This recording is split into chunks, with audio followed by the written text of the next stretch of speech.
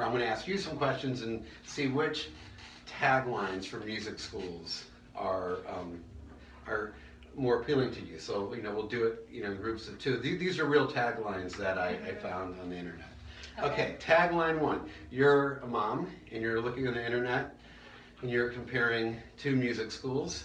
They're both, in your neighborhood. They're both 2 miles away. Which tagline is going to be more appealing to you? The finest music education available, or music lessons you'll love? Music lessons you'll love. And why? Why does that? Because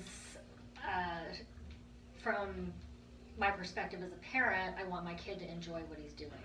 Okay, great. What about inspiring kids through music, or voted the best music school in Springfield? Inspiring kids through music for the same reason. Okay. Looking at you, so far you've chosen one with the word love, and then you chose one with the word inspire.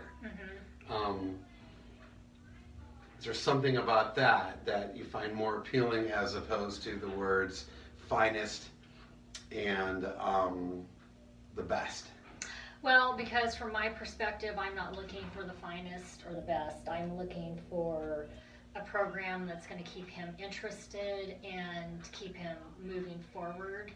I know my child's not the next Einstein, so I just want him to, learn about music and He might be the love next it. Steve Jobs. So, I mean, don't underestimate him. well, I doubt Einstein, we can't all be. doubt that too. So, but just my goal is to have him enjoy it and to keep at it, not to be the best. So would you emphasize personal growth over musical growth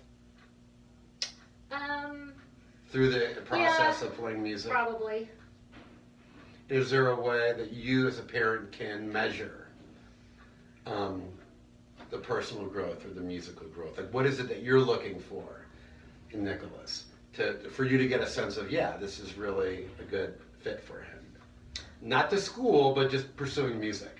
I guess I want to see progress. I want to see him playing more music and more complicated music, and I want to see him having fun. Okay. So seeing that sort of the growth and complexity and through music, but also the fun kind of going hand in hand. Do you ever worry that like the pursuit of musical growth could turn him off? That it becomes too hard and it's starting to feel too laborious? Is that ever a concern of yours? Yes. We worried about that at first when, he was first, learning the guitar, and it was really hard. And how did he respond to you? What feedback was he giving you? That it was hard and that he didn't want to practice, but so hard to him meant not fun. To the point where he wasn't inspired to practice. I guess so. But we pushed and he got over that hump, and then it started being fun. So maybe there was a lesson for him in terms of pushing himself, and I mean we all have to push ourselves if we want to achieve anything. So maybe there was some value in that for him. Okay, here's another one. Expert instruction, a life-changing experience.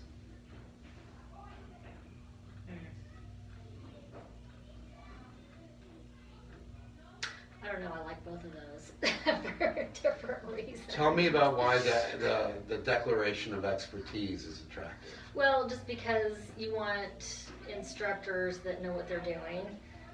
So, and instructors that know how to motivate and push the kids along. And so that was one of my issues with the last instructor that he had. Well, it's his only instructor.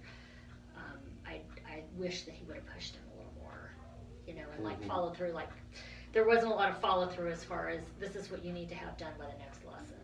It was more. So the practicing. It was more like practicing. jam. The practicing was jamming, and that was great because Nicholas loved it. But and the guy was very knowledgeable. But it's just the expertise to know how to push them along. Interesting. So the experience, it sounds like the experience, he enjoyed going to the lesson and being with them. He loved it, yeah. But as a parent, it sounds like there was maybe some disappointment for you in terms of I kind of hoped he would the have at-home been a little, expectation. a little further along, that's all I would have hoped. Okay, But- interesting. Here's another one. Learn to love how to play, and Columbia's largest music school. Learn to love how to play. And I assume it's kind of tapping back into what you talked about earlier. Okay, so looking at these two different, or these different types of examples, these pairs, what's the theme of one group and what's the theme that you hear in the other? Well, the one that I like seems more like, enjoying the music. And the other one is more prestigious, like, how to get your child to become a concert pianist or, at those top levels. Maybe to get into a music program in college or as a profession. Do you feel that your opinion is formulated from you looking at Nicholas and saying, oh, well, he's not headed down this collegiate path with music? Or is it you as a parent, just sort of what you bring to the table, regardless of him? Like if you have other children, could your approach be different? Sure.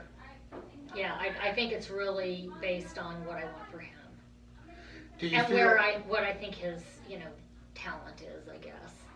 let's say you had another child. You have another child? I don't, but Let's say you have another child who, just you kind of look at the child thinking, yeah, they could probably do really well in a very rigid, not rigid, but competitive environment and really kind of push in that way. Would these other statements be more appealing to you? The statements that you were drawn to in terms of expertise right. and quality. I think if it was the right child, yes. Because every kid is so different.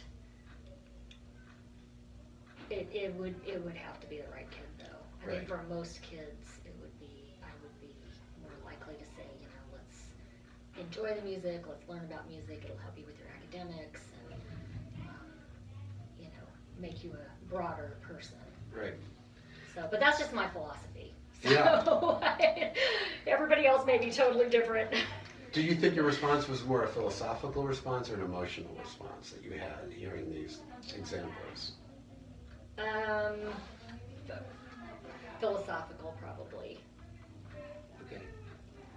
All right, well, Linda, thank you. No, I know. I think that's great. I mean, one is an emotional statement. It's saying this is what, words like love and inspire. Another one I didn't read, life-changing. I mean, those are all, as a parent, if a business is making that promise to me for my child, I'm going to respond emotionally. If they're telling me, hey, we're the best school, then I have to ask myself, is that of greater value, the best school or the school that's going to, inspire my child? Yeah. And like you say, different kids, you're looking for different things. Right. For them. Especially if a kid who's like not connecting with something, you want to get them inspired about maybe anything, whether it's music or sports. You'll take it. Well, what are you trying to do with the school? I mean, are you trying to be both things, or? So great question. And I'll tie this in with another blog series I've done called Curing the Practice Problem. Where we, so our school, and I get back to curing the practice problem, but our school, our philosophy is that that we know that all kids love music, but not all kids love to practice. And so we offer rock band classes that just make playing music fun and easy for kids, and it really helps them just feel so much more confident in their abilities. And once that's established, then we're able to, once the kid's confident in their abilities, they want more, and then they're more willing to embrace those, maybe more academic sides of music and the theory that comes with it. And sort of like with language, we first learn how to speak a language, and then we become frustrated that we can't read. We realize that the other speakers in our lives can read, and they have access to a whole other form of communication. So when we're 4 or 5, we're ready to read. And that's our approach with music. It's like, let's just get them up and talking music. And then once they can talk music, like, I think there's a lot of value in what his other teacher taught him. Well, yeah, I He think so can too. play. I'm like, he can play. Yeah, he can play. He doesn't have language. If I said, what chord is that? What key is that in? How would you tell a piano player what you're doing? He couldn't do any of that. But he can create music through the process of learning theory. Then he could do that. But if he, day one, went into his lesson, the teacher opened up a book and said, okay, Yeah. here we go. This note goes here. It's not, he wants results. Kids are impatient and they want instantaneous results. So that's really our approach, is get them up playing, get them to fall in love with music.